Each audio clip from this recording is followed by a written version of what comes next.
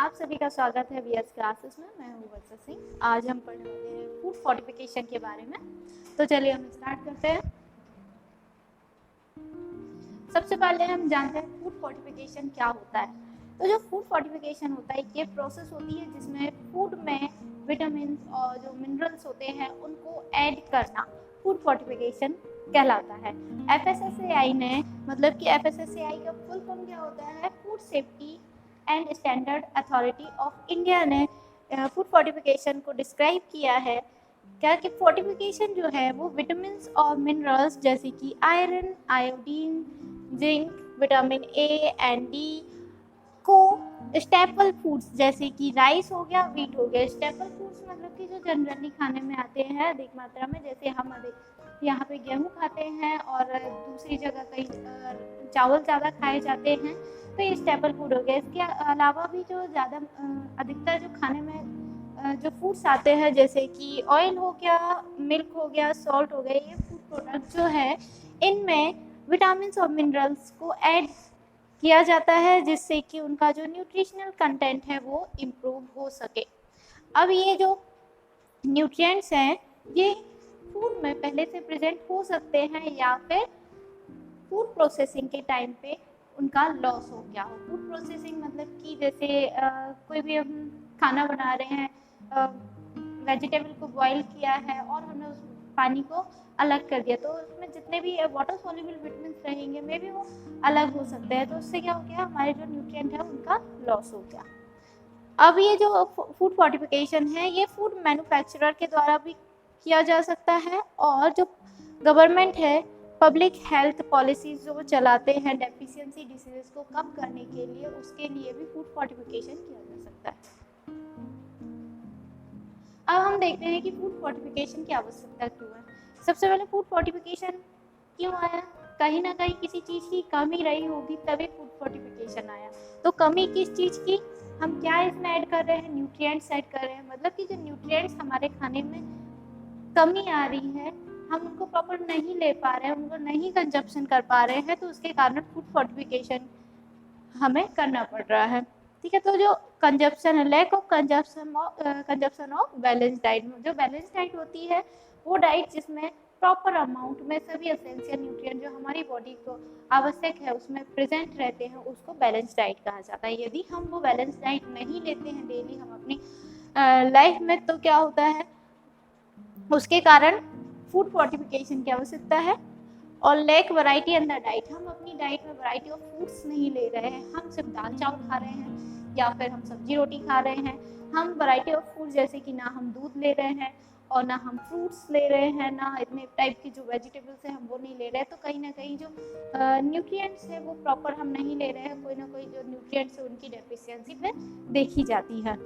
तो इसके कारण भी और क्या है, जो प्रोसेसिंग ऑफ फूड है, फूड की प्रोसेसिंग के टाइम पे जो न्यूट्रिएंट्स है जैसे कि अभी मैंने बताया था कि यदि वो लॉस हो जाते हैं तो उसके कारण भी फूड फोर्टिफिकेशन की आवश्यकता पड़ती है। अब हमने क्या देखा, मैंने यहाँ पे क्या डेफिशिएंसी, डेफिशिएंसी जो है डेफिशिएंसी पे ही एक फैमिली हेल्थ सर्वे, जो नेशनल फैमिली हेल्थ सर्वे है, इन्होंने अपना डेटा जारी किया था, NFHS 4 इसको सर्वे को बोला जाता है, जिसमें 58.4% जो 6 to 59 मंथ के जो बच्चे हैं वो एनीमिक हैं।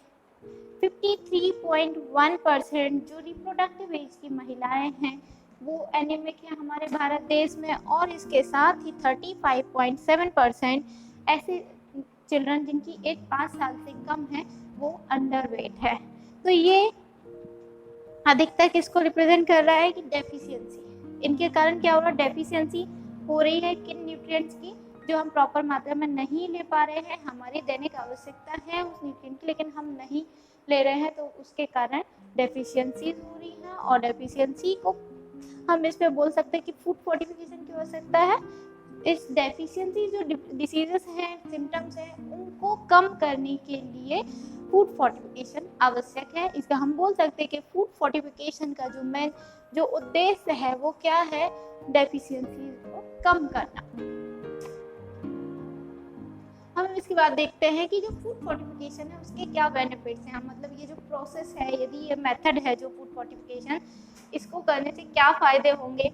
तो सबसे पहले तो ये जो न्यूट्रिएंट है ये किस में ऐड, इसमें इस प्रोसेस के अंदर जो न्यूट्रिएंट है वो किस में ऐड किए जाते हैं, स्टेपल फूड्स में किए जाते हैं। स्टेपल फूड जनरली जो लार्ज जो पॉपुलेशन का जो लार्ज सेक्शन होता है उनके द्वारा कंज्यूम किया जाता है। तो एक बार में ही मतलब कि इतने पॉपुलेशन में पहुंचा जा सकता है और उनकी हेल्थ को जो है इम्प्रूव किया जा सकता है फूड फोर्टिफिकेशन मेथड के थ्रू। और जो ये मेथड होती है सेफ मेथड होती है। क्यों सेफ होती है? क्योंकि इसमें जो है माइक्रो न्यूट्रिएंट ऐड किए जाते हैं वो बहुत ही स्मॉल अमाउंट में यूज़ किए जाते हैं, जितने हमारे जो आरडीए में प्रिस्क्राइब किया गया है, हमारी जो नीड है, और प्लस जो स्टैंडर्ड्स जो रेगुलेशन जो बनाए गए हैं उसके अकॉर्डिंग ही उस अमाउंट को फूड फोर्टिफिकेशन की जो प्रोसेस है उसमें ऐड किया जाता है। और इसके बाद हम देखें तो ये कॉस्ट इफेक्टिव मेथड होती है, और इसमें जो है ये फूड फोर्टिफिकेशन के कारण हमें हमारी जो ईटिंग पैटर्न्स है, ईटिंग पैटर्न्स या फिर हमारी जो फूड हैबिट्स है, हमें उसमें चेंज करने की कोई आवश्यकता नहीं। हम जैसे नॉर्मल खाना खा रहे होते हैं, जैसे हमारी हैबिट है वैसे ही हम खाते रहेंगे और हमें इसका फ़ायदा मिलेगा। जैसे कि आटा है, आटा को फोर्टिफाइड किया गया है, तो हम तो नॉर्मली आटा खा रहे हैं, हम रोटी खा रहे हैं, तो उसमें क्या हुआ, फोर्टिफाइड यदि उसको किया गया है तो हम नॉर्मली उसको खा रहे हैं। हमें कोई पर्टिकुलर कोई फूड खरीद के हमें उसको नहीं खाना है कि तभी हमें उस न्यूट्रिएंट को मिलेगा। हम तो आटा नॉर्मल उससे ही हमारी जो रिक्वायरमेंट है वो पूरी हो जाएगी। अब इसके बाद क्या है कि जो फूड फोर्टिफिकेशन की जो प्रोसेस है, ये जो फूड की कोई भी जो कैरेक्टरिस्टिक्स है उसको कोई भी चेंज नहीं करता, कोई भी अल्टर नहीं होता है कि फूड जो है उसकी जैसे कैरेक्टरिस्टिक्स कैसी जो टेस्ट है, अरोमा है, उसका टेक्सचर है, इनमें कोई भी चेंज नहीं आता है। जैसा पहले रहता है वो वैसे ही रहता है। अब इसके बाद हम देखते हैं, यहाँ पे हम एक स्लाइड देख रहे हैं और इसमें जो है ये लोगो है एक, ये जो लोगो है +F, ये फोर्टिफाइड जो भी फूड होगा उसमें ये लोगो लगाना जरूरी है। ये FSSAI के अकॉर्डिंग ये 2000 मतलब 2018 से इसको लागू किया गया है। यदि कोई भी फूड प्रोडक्ट है उसको फोर्टिफाइड किया गया है तो उस पर ये लोगो ऊपर लगा होना चाहिए। प्लस जिस भी न्यूट्रिएंट से फोर्टिफाइड किया गया है उस न्यूट्रिएंट का नाम भी लिखा होना चाहिए। इस जो लोगो है इसमें नीचे फोर्टिफाइड लिखा हुआ है और प्लस उसमें क्या लिखा हुआ है, संपूर्ण पोषण स्वस्थ जीवन लिखा हुआ है। ये फोर्टिफाइड उसमें लिखा होना चाहिए, ये जरूरी नहीं है कि ये लिखा रहे। जैसे कि हम मिल्क में देखें, मिल्क का एक पैकेट है एग्जाम्पल के लिए, तो इसमें ये फोर्टिफाइड है तो इसमें ये +F का साइन बना हुआ, लोगो बना हुआ है, प्लस फोर्टिफाइड लिखा हुआ है, जैसे कि इसमें है प्लस विद किससे, विटामिन A एंड D, मतलब जिस न्यूट्रिएंट से फोर्टिफाइड किया गया है उसको यहाँ पे मेंशन किया गया है। अब यहाँ पे स्टैंडर्ड्स है। अब ये स्टैंडर्ड्स किसने डिसाइड करे हैं? ये स्टैंडर्ड डिसाइड करे हैं FSSAI के द्वारा। FSSAI का फुल फॉर्म क्या है? Food safety and standard authority of India. ये जो food safety and standard act आया था 2006 में, उसी के लिए FSSAI बॉडी बनाई गई थी जो ये सब मैनेज करेगा, ये सब इसको देखेगा। ठीक है, इसके द्वारा अब इसमें ही FSS जो एक्ट है उसके अंदर ही रेगुलेशन आया था फोर्टिफिकेशन ऑफ फूड्स करके, जो आया था 2018 में। तो उसमें ही ये स्टैंडर्ड्स बताए गए हैं जिसमें उसके अकॉर्डिंग हम इनको पढ़ते हैं। तो सॉल्ट है, जैसे हम जनरली सुनते हैं कि सॉल्ट, फोर्टिफाइड सॉल्ट या फिर आयोडाइज्ड सॉल्ट, मतलब कि जो सॉल्ट है वो किससे उसको फोर्टिफाइड किया गया है, आयोडीन से। तो आयोडीन का भी इसमें कौन सा उसका फॉर्म आएगा, पोटेशियम आयोडेट से इसको फोर्टिफाइड किया जाता है। और किस अमाउंट में, तो 20 to 30 ppm। अब ppm पर मिलियन, अब इसका जो ये 20 to 30 है ये ड्राई वेट पे है। ऐड किया जाएगा पोटेशियम आयोडेट को सॉल्ट में, तो इसके साथ में जो एंटी केकिंग एजेंट है, ये क्या है, फूड एडिटिव है, इसको ऐड किया जाता है। अब इसको क्यों ऐड किया जाता है? क्योंकि जो पोटेशियम आयोडेट है ये एवोपोरेट नहीं हो जाए या फिर इसमें क्लम्प नहीं पड़ जाए, इसीलिए इसके साथ में ही ये फूड एडिटिव को ऐड किया जाता है। अब इसके साथ में ही इसमें आयोडीन के साथ साथ अब आयरन भी, आयरन से भी फोर्टिफाइड किया जाता है। यदि आयोडीन और आयरन दोनों से यदि सॉल्ट को फोर्टिफाइड किया गया हो तो उसको डबल फोर्टिफाइड सॉल्ट कहा जाता है। ठीक है, अब आयरन में भी इसका कौन सा फॉर्म होता है, ये फेरस फॉर्म होता है। अब फेरस में फेरस सल्फेट हो सकता है या फिर फेरस फ्यूमरेट हो सकता है। अब इसकी अमाउंट जो होती है वो 850 से लेकर के 1100 ppm होती है। ppm वही पार्ट्स पर मिलियन, तो इसकी अमाउंट कितना हो गया 850 से 1100। अब हमारा सॉल्ट हो गया, हमने सॉल्ट देख लिया। वेजिटेबल ऑयल, वेजिटेबल ऑयल जो है, वेजिटेबल ऑयल को विटामिन ए और विटामिन डी से फोर्टिफाइड किया जाता है। और विटामिन ए का जो फॉर्म होता है वो रेटिनॉल होता है, और रेटिनॉल का भी कौन सा, रेटिनाइल एसीटेट और रेटिनाइल पाल्मिटेट हो सकता है। और जो विटामिन डी होता है उसका कोलेकैल्सिफेरॉल और एल्गो कैल्सिफेरॉल, इसका विटामिन डी का फॉर्म इसमें यूज किया जाता है। अब विटामिन ए की मात्रा कितनी, 6 माइक्रोग्राम आरई, आरई का यहाँ पे मतलब है रेटिनॉल इक्विवेलेंट, 6 माइक्रोग्राम से 9.9 माइक्रोग्राम आरई। और ये कितने केस उसमें है, पर ग्राम ऑफ ऑयल में, मतलब 1 ग्राम ऑयल में कितनी अमाउंट होनी चाहिए विटामिन ए की, तो 6 माइक्रोग्राम आरई से 9.9 माइक्रोग्राम। और विटामिन डी जो है, विटामिन डी कितना होना चाहिए, 0.11 से 0.16 माइक्रोग्राम जो है पर gram of oil vitamin D add करना चाहिए। अब ये जो है ये न्यूट्रिएंट क्यों ऐड करते हैं, क्योंकि इन न्यूट्रिएंट की कमी से बहुत सारी जो डेफिशिएंसी जो डिजीज है वो देखी जाती है। जैसे कि आयोडीन से क्रेटिनिज्म देखा जाता है, ग्वाइटर देखा जाता है, आयरन से एनीमिया देखा जाता है। और वेजिटेबल ऑयल में जो विटामिन ए और डी कर रहे, तो विटामिन ए से नाइट ब्लाइंडनेस है, जरप्थेल्मिया है, और विटामिन डी से रिकेट्स हो गया, और ऑस्टियोपोरोसिस, ऑस्टियोमिलिशिया, ये सब इसमें देखे जाते हैं। इसलिए इनमें न्यूट्रिएंट से फोर्टिफाई किया जाता है। इसके बाद हम और आगे देखते हैं, इसके बाद हम देखते हैं फ्लोर, मैदा या फिर राइस जो होती है। अब इसमें जो फोर्टिफिकेशन की जो अमाउंट है ये पर केजी के अकॉर्डिंग है। तो जो आयरन है वो 28 मिलीग्राम से 42.5 मिलीग्राम के बीच में होना चाहिए। जो फॉलिक एसिड है, फॉलिक एसिड जो है 75 माइक्रोग्राम से 125 माइक्रोग्राम होना चाहिए। विटामिन B12 है तो 0.75 माइक्रोग्राम से 1.25 माइक्रोग्राम होना चाहिए। अब इसके अलावा भी जो फ्लोर, मैदा या फिर राइस है, इसके अलावा भी इन न्यूट्रिएंट से भी इसको फोर्टिफाइड किया जा सकता है। इसको भले ही चाहे सिंगल न्यूट्रिएंट से फोर्टिफाइड किया जाए या फिर किसी दूसरे जो न्यूट्रिएंट है उसके कॉम्बिनेशन में इसको फोर्टिफाइड किया जाए तो वो कर सकते हैं। तो इसकी भी अमाउंट है कि जिंक कितना होना चाहिए, 10 मिलीग्राम से 15 मिलीग्राम है। विटामिन ए है तो 500 माइक्रोग्राम, आरई से 750 माइक्रोग्राम आरई है।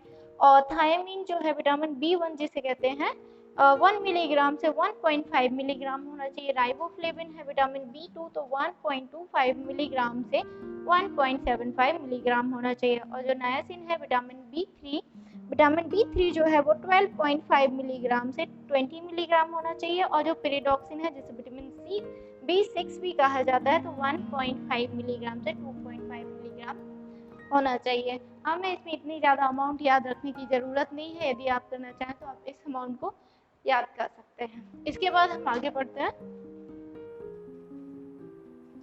मिल्क। अब ये जो मिल्क है, अब हमने यहाँ पे देखें, मैंने बताया कि जो रेगुलेशन है फोर्टिफिकेशन ऑफ फूड्स करके वो 2018 में आया था। इसका जो फर्स्ट अमेंडमेंट जो इसमें संशोधन हुआ वो 2020 में हुआ है, दिसंबर 2020 में। उसके अकॉर्डिंग ही मैंने यहाँ पे नए जो उसमें स्टैंडर्ड्स दिए हुए हैं, इसके बाद जो भी आएंगे वो उसके अकॉर्डिंग ही रहेंगे। जैसे मिल्क है, तो जो मिल्क है, अब मिल्क को भी इन्होंने डिफाइन कर रखा है कि कौन कौन सा मिल्क हो सकता है। तो जनरली जो कंज्यूम किया जाता है मिल्क, जैसे कि बफेलो मिल्क है, काऊ मिल्क है, गोट मिल्क, सीप मिल्क, कैमल मिल्क, मतलब जो जनरली जिस एनिमल का भी मिल्क कंज्यूम किया जाता है वो इसके अंतर्गत आता है। और उसका टाइप हो सकता है अलग अलग, जैसे कि फुल क्रीम मिल्क हो सकता है, toned milk, double toned milk, skimmed milk, standardised milk. अब ये जो है ये पर लीटर के अकॉर्डिंग ये वैल्यू इधर पे दी गई है कि 1 लीटर में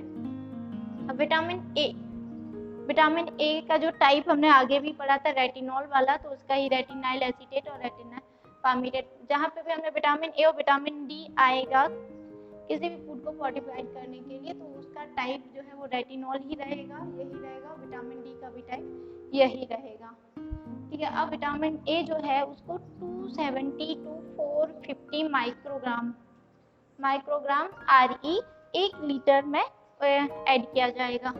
अब विटामिन डी कितना ऐड किया जाएगा, 5 टू 7.5 जो है माइक्रोग्राम इनको ऐड किया जाएगा। अब यहाँ पे जो विटामिन ए है रेटिनॉल, ये एक इंटरनेशनल यूनिट बराबर कितना होता है, 0.3 माइक्रोग्राम। और RE का मतलब मैंने बता दिया था, रेटिनॉल इक्विवेलेंट। और जो विटामिन डी का एक जो इंटरनेशनल यूनिट होता है वो 0.025 माइक्रोग्राम होता है। अब इसके बाद हम आगे बढ़ते हैं। इसके बाद सीरियल प्रोडक्ट्स का है, ये भी 2020 के अकॉर्डिंग जो अमेंडमेंट है वही है, तो उसके अकॉर्डिंग तो जो सीरियल प्रोडक्ट्स है इसके अंतर्गत ब्रेकफास्ट सीरियल्स है, पास्ता है एंड नूडल्स है, यहाँ पे पूरा आया नहीं है। तो इसमें आयरन, फॉलिक एसिड और विटामिन B12 ऐड किया जाता है। और इसमें भी आयरन का ये टाइप है, फेरस है। जनरली फेरस के अलग अलग वो हो सकते हैं, आपको यदि इतना याद करना हो तो कर सकते हैं, वैसे इसकी जरूरत नहीं, बस आयरन आप याद रखिएगा कि फेरस फॉर्म में रहता है, ठीक है। अब फेरस जो आयरन है, आयरन का अमाउंट कितना होना चाहिए, कितने जो पर 100 ग्राम इसकी वैल्यू दी गई है, ठीक है। तो जो आयरन है वो कितना होना चाहिए, 1.4 से 2.7 मिलीग्राम पर 100 ग्राम ऑफ सीरियल प्रोडक्ट्स होना चाहिए। जो फॉलिक एसिड है, फॉलिक एसिड 8 to 16 पर 100 ग्राम ऑफ सीरियल प्रोडक्ट्स होने चाहिए। और विटामिन B12 जो है, विटामिन B12 जो है वो 0.08 टू 0.16 माइक्रोग्राम इसमें ऐड किया जाना चाहिए। अब इसके बाद हम और आगे बढ़ते हैं। जैसे इसके पहले भी हमने व्हीट फ्लोर और राइस वाला देखा था कि हमने 3 न्यूट्रिएंट्स पढ़े थे, उसके अलावा भी और अदर न्यूट्रिएंट से भी उसको फोर्टिफाइड किया जा सकता है। ऐसे ही इसमें भी इनको इन न्यूट्रिएंट से भी फोर्टिफाइड किया जा सकता है, भले ही किसी सिंगल न्यूट्रिएंट से इसको फोर्टिफाइड किया जाए या फिर इसके कॉम्बिनेशन में दूसरा कोई जो भी न्यूट्रिएंट है उसे फोर्टिफाइड किया जा सकता है। यदि आप इसका स्क्रीनशॉट लेना चाहते हैं, आप स्क्रीनशॉट ले लीजिए। इसके बाद हम आगे बढ़ते हैं।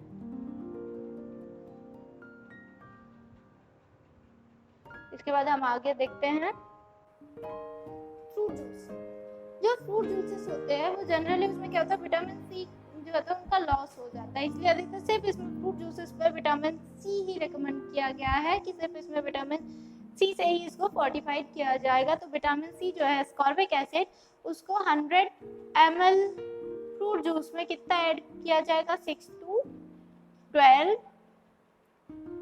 मिलीग्राम विटामिन सी इसमें ऐड किया जाएगा। मतलब कि 100 ml ऑफ फ्रूट जूस है तो उसमें 6 to 12 मिलीग्राम विटामिन सी को ऐड किया जाएगा। आई होप आप लोगों को समझ में आया होगा, तो प्लीज़ मेरे चैनल को सब्सक्राइब करिए और इस वीडियो को लाइक करिए। Thank you so much.